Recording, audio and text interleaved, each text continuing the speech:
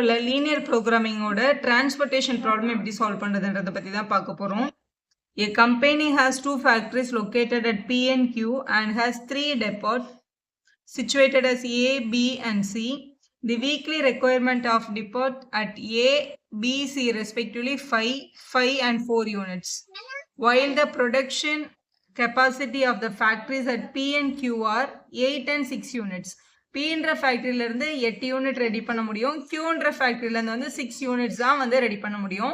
So நம்ம calculate பண்ண போகிறது அவங்களோட டிரான்ஸ்போர்ட்டேஷன் காஸ்ட்டு. டிரான்ஸ்போர்ட்டேஷன் ஒரு ஃபேக்ட்ரியில இருந்து ஒரு டிப்போக்கு வந்து எவ்வளோ வந்து காஸ்ட் ஆகும் அப்படின்றத இந்த டேபிளில் வந்து கிளியராக கொடுத்துருக்காங்க. Transportation per unit, how many units should be transported from each factory to each depot in order to make the transportation cost as minimum அப்படின்னு கேட்டிருக்காங்க. இதுதான் ஒரு எக்ஸாக்ட் டிரான்ஸ்போர்ட்டேஷன் ப்ராப்ளம்.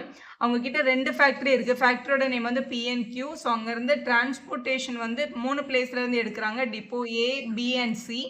ஸோ அதில் பர்டிகுலராக இப்போ Pலேருந்து ஏன்ற டிப்போக்கு அனுப்பணும்னா 160 rupees transportation cost per unit கொடுக்கணும். அதே மாதிரி Bக்கு Cக்கு கொடுத்துருக்காங்க.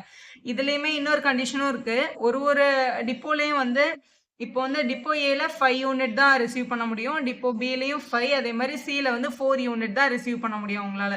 இதில் ஃபஸ்ட்டு நீங்கள் செக் பண்ண வேண்டியது ஃபேக்ட்ரியிலேருந்து வெளியில் வர்ற யூனிட்ஸும் டெப்பாஸ் வந்து ரிசீவ் பண்ணுற யூனிட்ஸும் சேமாக இருக்கான்னு பார்க்கணும். இப்போ PNQ பாருங்களேன், 8 and 6 கொடுத்துருக்காங்க. 8 + 6 வந்து அப்போ 14 யூனிட் வந்து ஃபேக்ட்ரியில் ரெடி ஆகுது.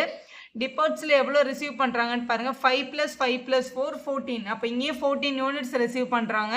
ஸோ நம்ம வந்து கரெக்டாக அவங்கள பிரித்து கொடுத்துடலாம். எப்படி பிரிக்கிறது அப்படின்றத முதல்ல பார்க்கலாம். இங்கே பாருங்கள், இப்போ கொஸ்டினில் நான் இங்கே ஒரு சின்ன டயக்ராம் போட்டிருக்கேன். இந்த மாதிரி டயக்ராம் எழுதிட்டா உங்களுக்கு வந்து ஈக்குவேஷன் எழுதுறது கொஞ்சம் ஈஸியாக இருக்கும்.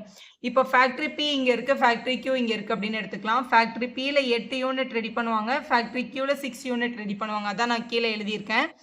So depot A, B and Cயில் பர்டிகுலராக அவங்க கொடுத்துருக்க யூனிட் 5 and 4. டிப்போ Aக்கு வந்து 5 யூனிட் தான் நம்ம சென்ட் பண்ண முடியும். அதே மாதிரி Bக்கும் 5 யூனிட் தான், Cக்கு வந்து மொத்தம் 4 யூனிட் சென்ட் பண்ண முடியும். இப்போ பாருங்கள், நம்ம வந்து ஃபஸ்ட்டு அசியூம் பண்ணிக்கலாம். இப்போ இந்த Pன்ற ஃபேக்ட்ரியிலேருந்து டிப்போ Aக்கு வந்து X யூனிட் அனுப்புறதா வச்சுக்கலாம். சரி, இப்போ Pன்ற ஃபேக்ட்ரியிலேருந்து X யூனிட் அனுப்பியிருந்தால் Qன்ற ஃபேக்ட்ரியிலேருந்து டிப்போ Aக்கு எவ்வளோ யூனிட் அனுப்புவாங்க அப்படின்னு கேட்டால், டிப்போ Aயோட கெப்பாசிட்டி எவ்வளோன்னு பார்த்தீங்கன்னா 5 தான். இங்கேருந்து X யூனிட் ரிசீவ் ஆகிருக்குன்னா அப்போ கண்டிப்பாக Q கிட்ட இருந்து அவங்களுக்கு 5 - X தான் அவங்க ரிசீவ் பண்ண முடியும். இவங்க 2 அனுப்பிச்சாங்கன்னா இவங்க 3 தான் அனுப்பணும்ல. ஸோ அதான் 5 - 2 3 நம்ம சொல்லுவோம் இல்லையா. இங்கே 5 தான் இவங்களோட கெப்பாசிட்டி. இவங்க எவ்வளோ அனுப்பிச்சாங்களோ அதில் அந்த 5ல் ரிமைனிங் தான் இவங்க அனுப்ப முடியும். அதனால் இங்கே 5 - Xன்னு போட்டுக்கலாம். அதே மாதிரி 2வது டிப்போக்கு Pன்ற ஃபேக்ட்ரியிலேருந்து Y யூனிட் அனுப்பியிருக்காங்கன்னு வச்சுக்கோங்க. அப்போ Qன்ற ஃபேக்ட்ரியிலேருந்து கண்டிப்பாக அவங்க எவ்வளோ தான் அனுப்ப முடியும்னா 5 - Y தான் அனுப்ப முடியும். நான் மொத்தமாகவே அந்த டிப்போவில் 5 யூனிட் தான் ரிசீவ் பண்ண முடியும் அவங்களால. அதனால் 5 - Y அப்படின்னு அனுப்பணும் நம்ம. சரி, இப்போ டிப்போ Cக்கு இப்போ நம்ம வரைய போகிறது வந்து ஒரு கிராஃப் ஷீட்டில் X and Y access use பண்ணி நம்ம வரைய போகிறோம். ஸோ அப்போ நம்ம இதுக்கு இசட்னு எடுக்க முடியாது, ஏன்னா 3D ஷேப் நம்ம ஃபார்ம் பண்ண போகிறது இல்லை, நம்ம 2Dயில் தான் டயக்ராம் வரைய போகிறோம். அப்போ டிப்போ Cக்கு எப்படி வரைகிறது அப்படின்னா, இங்கே பாருங்களேன், ஃபேக்ட்ரி Pயில் மொத்தமாக அவங்களால எவ்வளோ வந்து ரெடி பண்ண முடியும்? 8 யூனிட். 8 யூனிட்டில் X யூனிட் இங்கே அனுப்பியிருக்காங்க, Y யூனிட் இங்கே அனுப்பிட்டாங்க. அப்போ மிச்சம் இருக்க யூனிட்டு தானே டிப்போ Cக்கு அவங்க அனுப்ப முடியும். அப்போ அது எப்படி எழுதுறதுன்னா, 8ல் இருந்து X யூனிட்டையும் Y யூனிட்டையும் அனுப்பின பிறகு மிச்சம் இருக்கிறத C டிப்போக்கு அனுப்பியிருப்பாங்க. அப்போ இங்கேருந்து அவங்க அனுப்பின யூனிட் வந்து 8 - X - Y. 8ல் இருந்து இந்த Xஐ மைனஸ் பண்ணிவிட்டு இந்த Yஐ மைனஸ் பண்ணிவிட்டு ரிமைனிங் இருந்த அமௌண்ட் வந்து 8 - X - Yன்னு சொல்லலாம். இல்லை 8 மைனஸ் எப்படி காமனாக வச்சுட்டு 8 - X + Y இப்படியும் நம்ம சொல்லிக்கலாம். ஸோ இந்த யூனிட் தான் இங்கே அனுப்புவாங்க. அதே மாதிரி இப்போ டிப்போ Cக்கு Qன்ற ஃபேக்ட்ரியிலேருந்து எவ்வளோ சென்ட் பண்ணுவாங்க அப்படின்னு கண்டுபிடிக்கணும். இப்போ டிப்போ Cயோட மொத்த கண்டென்ட் வந்து 4 யூனிட் தான் அவங்களால ரிசீவ் பண்ண முடியும். அப்போ இங்கெல்லாம் நம்ம என்ன பண்ணோன்னா, இங்கே எவ்வளோ யூனிட் அவங்களுக்கு வேணுமோ அதை இங்கேருந்து மைனஸ் பண்ணி சொன்னோம் இல்லையா, அதே மாதிரி தான் இங்கேயும். இங்கே 4 யூனிட் தான் இவங்களோட கெப்பாசிட்டி. அப்போ 4 - இவங்க அனுப்பின டெபாசிட் வந்து மைனஸ் பண்ணிடணும் நம்ம. அதாவது 8 - X - Yயை மைனஸ் பண்ணிவிட்டு ரிமைனிங் தான் இவங்க அனுப்பியிருப்பாங்க. இதை வந்து உள்ளே எடுத்துகிட்டு போயிடலாம். அப்போ 4 - 8 மைனஸ் இன்ட்டு மைனஸ் வந்து ப்ளஸ் X ஆகிடும். இந்த மைனஸ் இன்ட்டு மைனஸ் வந்து ப்ளஸ் Y ஆகிடும். 4ம் 8ம் நம்ம மைனஸ் பண்ணிட்டோம்னா -4ன்னு கிடைக்கும். அப்போ X + Y -4 அப்படின்னு எழுதிக்கலாம். அப்போ இவ்வளோ யூனிட் தான் Qன்ற ஃபேக்ட்ரியிலேருந்து டிப்போ Cக்கு போயிருக்கோம். இப்போ நம்ம வரைஞ்சிருக்க இந்த டயக்ராம் கரெக்டு தானே அப்படின்னு பார்க்கறதுக்கு இங்கே பாருங்களேன், ஃபேக்ட்ரி பியும் ஃபேக்ட்ரி கியூவும் அனுப்பின இந்த ரெண்டுத்தையும் ஆட் பண்ணி பார்த்தீங்கன்னா இந்த யூனிட் வரணும். இப்போ எக்ஸும் 5 மைனஸ் எக்ஸும் ஆட் பண்ணால் ப்ளஸ் எக்ஸ் மைனஸ் கட் ஆகிட்டு 5 வருது.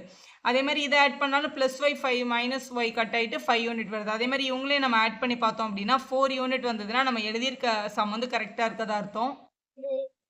ஸோ கரெக்டாக கிடைக்குது.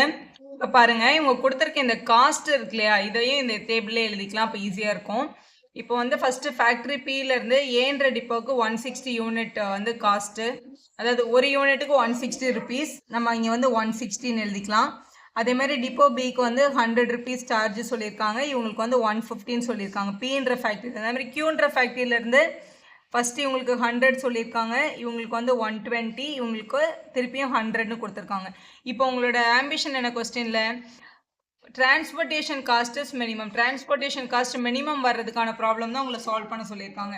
ஸோ முதல்ல டோட்டல் காஸ்ட்டை கண்டுபிடிக்கலாம். அப்புறம் அதை யூஸ் பண்ணி கன்ஸ்ட்ரெயின் அப்ளை பண்ணி கிராஃபில் ட்ரா பண்ண போகிறோம். டோட்டல் காஸ்ட் கண்டுபிடிக்கிறதுக்கு இப்போ மொத்தமாக எங்கெல்லாம் டிரான்ஸ்போர்ட் ஆயிருக்குன்னு பார்க்கணும்.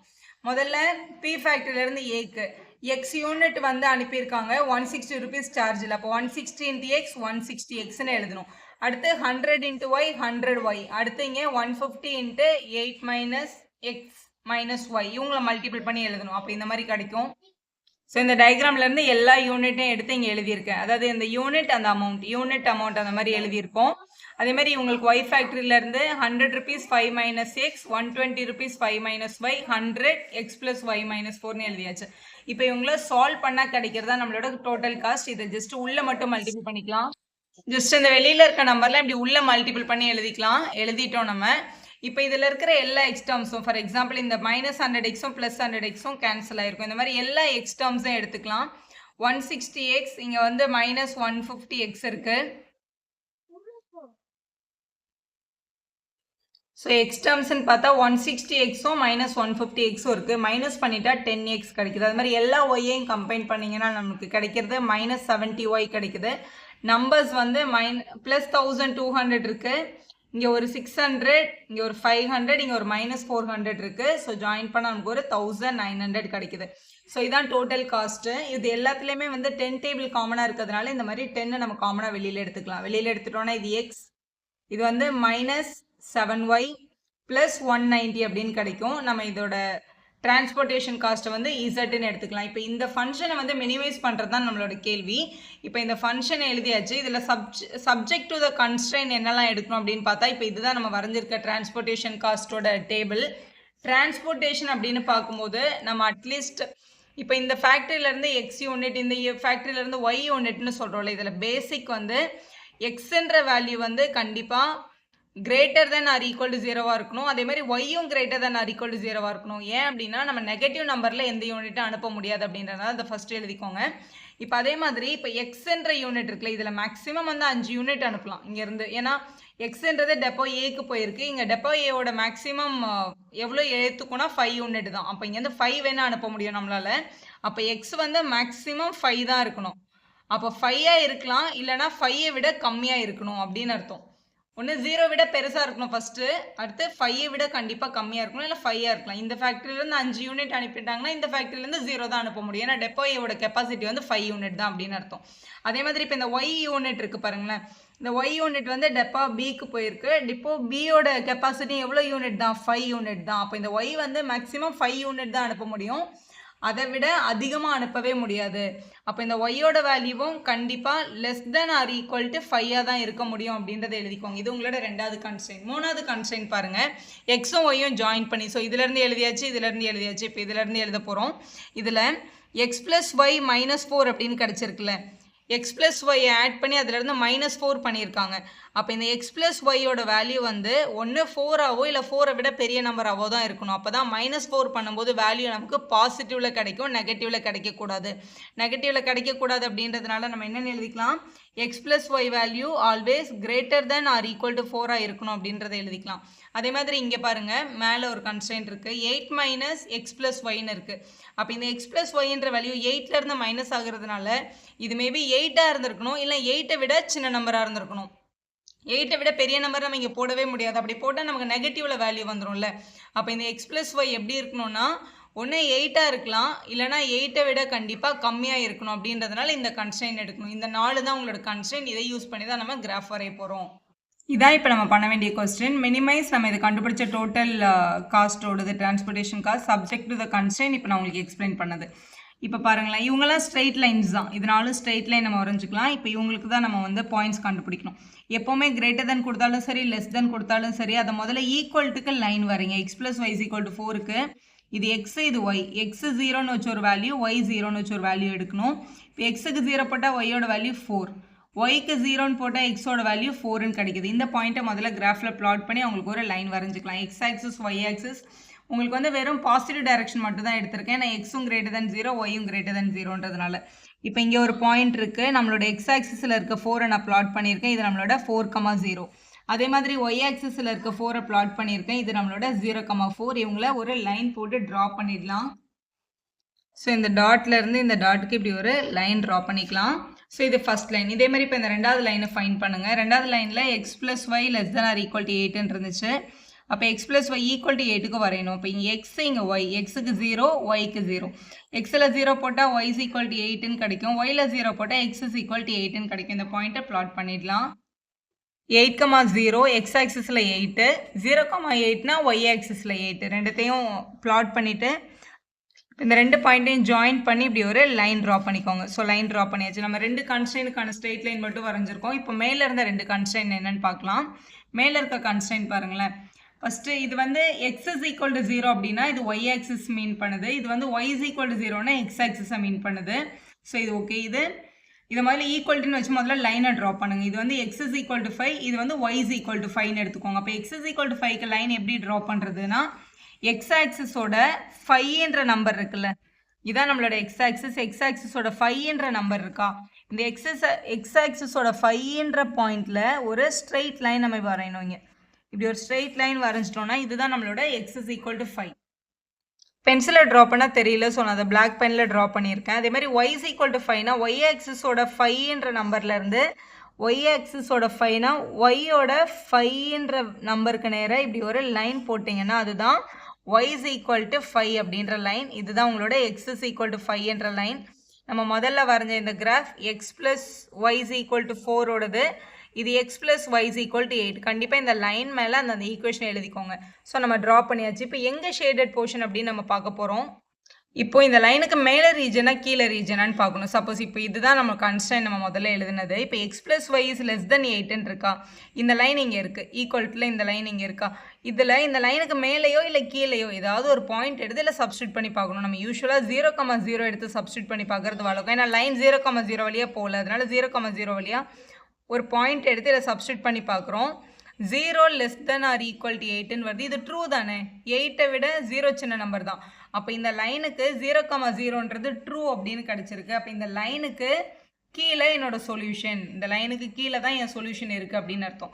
சரி, இப்போ இந்த ரெண்டாவது line X plus Y is equal to 4 இருக்குல்ல, இப்போ இதுக்கு சப்ஸ்டியூட் பண்ணி பார்க்கலாம். இப்போ எக்ஸுக்கும் ஒய்க்கும் நான் 0,0ன்னு சப்ஸ்டியூட் பண்ணுறேன். அப்போ 0 greater than 4ன்னு கிடைக்கும். 0 greater than 4ன்றது ஆக்சுவலாக ஃபால்ஸு. அப்போ இந்த லைனுக்கு 0,0 சொல்யூஷனில் இல்லைன்னு அர்த்தம். அப்போ இந்த லைனுக்கு கீழே சொல்யூஷன் கிடையாது, இந்த லைனுக்கு மேலே தான் சொல்யூஷன் அப்படின்னு நம்ம கண்டுபிடிக்கிறோம். அப்போ இந்த லைனுக்கு கீழே சொல்யூஷன், இந்த லைனுக்கு மேலே சொல்யூஷன். ஏன்னா உங்களுக்கு 0,0 சாட்டிஸ்ஃபை ஆகிறதுனால இது கீழே நோக்கி சொல்யூஷன் வருது. இல்லை 0,0 வந்து சொல்யூஷன் ஆகலை, ஃபால்ஸ்ன்னு வரதுனால இது மேலே சொல்யூஷன் போகுதுன்னு தெரிஞ்சுக்கோங்க. அப்போ இவங்க ரெண்டு பேருக்கும் காமன் ரீஜன் இவங்களுக்கு நடுவில் கிடைக்குது. அது மட்டும் இல்லாமல் நம்ம இங்கே இன்னும் 2 ஸ்ட்ரெயிட் லைன் வரைஞ்சிருக்கோம் இல்லையா, அவங்களுக்கும் எங்கே வந்து காமன் ரீஜன்றதை நம்ம செக் பண்ணோம். இப்போ முதல்ல இங்கே எக்ஸ் வந்து less than or equal to 5ன்னு இருக்குது. எக்ஸோட value less than or equal to 5, ஏன்னா 5ஐ விட கம்மியாக இருக்கணும் அப்படின்னு அர்த்தம். அப்போ லெஸ் தென் 5னா இந்த லைனுக்கு இந்த சைடு தான் ஷேட் பண்ணணும், இந்த சைடு ஷேட் பண்ணக்கூடாதுன்னு அர்த்தம். அதே மாதிரி ஒய்யோட வேல்யூவும் பாருங்கள் 5ஐ விட கம்மியாக இருக்கணும் அப்படின்னு வந்திருக்கு. அப்போ ஒய் ஆக்சிஸில் நான் ட்ரா பண்ணியிருக்க லைனுக்கும் ஒய் லெஸ் தென் 5ன்றதுனால இங்கே இதுக்கு கீழே தான் ஷேட் பண்ணணும், இதுக்கு மேலே எந்த ஷேடிங்கும் கிடையாது அப்படின்னு அர்த்தம். அப்போ நம்மளோட ஷேடட் போர்ஷன் இதுதான்.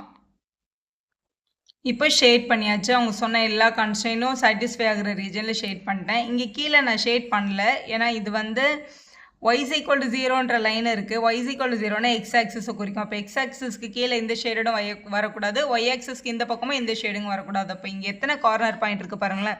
இந்த 4,0ன்றது ஒரு கார்னர் பாயிண்ட். நம்ம இதை பாயிண்ட் ஏன்னு எடுத்துக்கலாம். அப்போ கார்னர் பாயிண்ட்லாம் எடுத்து நான் லிஸ்ட் பண்ணிக்கிறேன். முதல் பாயிண்ட் வந்து 4,0 அப்படின்னு கிடைச்சிருக்கு. ரெண்டாவது பாயிண்ட் இங்க இருக்கு. இது நம்மளோட 5ன்ற பாயிண்ட். அப்போ இது 5,0 இந்த பாயிண்ட்டை நம்ம பின்னு அசியூம் பண்ணிக்கலாம். அப்போ பின்ற பாயிண்ட் வந்து 5,0 கார்னர்.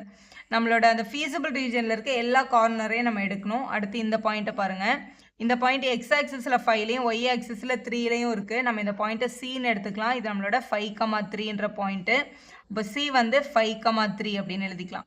அடுத்த பாயிண்ட் இங்கே இருக்குது. இந்த பாயிண்ட் எக்ஸ் ஆக்சிஸில் 3லையும் ஒய் ஆக்சிஸில் 5லையும் இருக்குது. நம்ம இதை டின்னு எடுத்துக்கலாம். 3,5. அப்போ டியோட பாயிண்ட் வந்து 3,5 அப்படின்னு எழுதிக்கோங்க. நெக்ஸ்ட் பாயிண்ட்டு இந்த பாயிண்ட் எடுத்துக்கோங்க. இது ஒரு கார்னர் பாயிண்ட் இ. இது வந்து ஒய் ஆக்சிஸில் 5, அதனால இதை நம்ம 0,5 அப்படின்னு எழுதணும். அப்போ ஈன்ற பாயிண்ட் வந்து 0,5 தான். அடுத்து இந்த கடைசி பாயிண்ட் இங்கே இருக்குது. இதை வந்து நம்ம எஃப்னு எடுத்துக்கலாம். இது ஆக்சுவலாக நம்ம இங்கே எழுதியிருக்கோம் 0,4ன்ற பாயிண்ட். அப்போ எஃப் வந்து 0,4 அப்படின்னு எழுதியிருக்கோம். ஸோ இதில் மொத்தம் 6 கார்னர் பாயிண்ட் இருக்குது. 1 2 3 4 5 6 6 கார்னர் பாயிண்ட்டையும் எடுத்து எழுதிட்டோம். இப்போ இதில் இசட் வேல்யூ எங்கே மினிமம்னு பார்க்க போகிறோம்.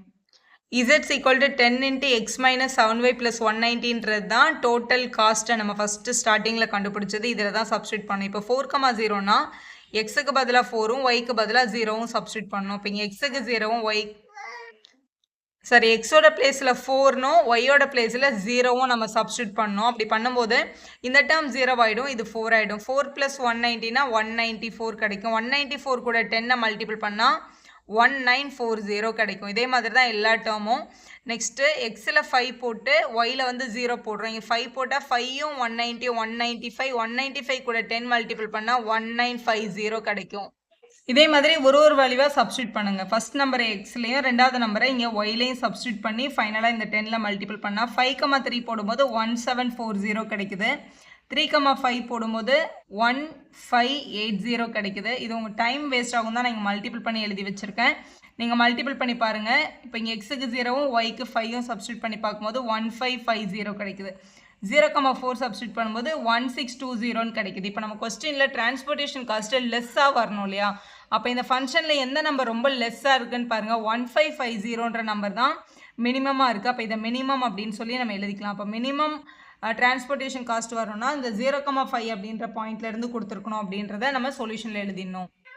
ஸோ 1550ன்ற காஸ்ட் தான் மினிமம். அட் த பாயிண்ட் 0,5ன்னு முதல்ல எழுதிக்கோங்க. ஸோ 0,5ன்றது இது எக்ஸ் இது ஒய் இல்லையா? இப்போ முதல்ல ஸ்டார்ட் பண்ணும்போது இப்போ எக்ஸோட வேல்யூ வந்து 0னும் ஒய்யோட வேல்யூ வந்து 5னும் கிடச்சிருக்கு.